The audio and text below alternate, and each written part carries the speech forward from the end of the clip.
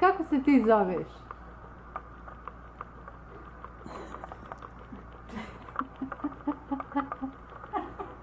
Ej, mali, kako se ti zoveš? Ja tebe baba pita. Kako se ti zoveš, reci babi? Kako? Nova Kovačević. A kako se zove tata? Ajde, kako se zove? Aj vam reće on sad.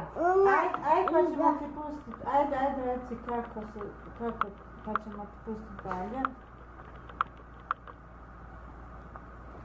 Kako se zove tata? Kako se zove tata? Dobro. A kako se zove mama? Mama. A kako se zove džed? Drugi džed? Drugi džed. A kako se zove baba?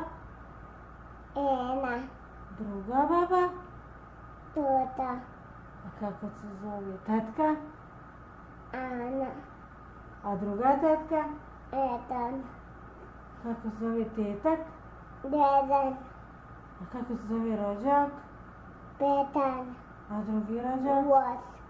Kako se zove ujko? A ujna? Bravo! Bravo!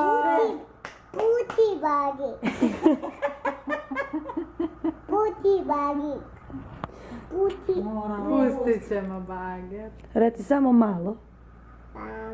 Samo malo. Dobro. A to će da pusti da mama ili te.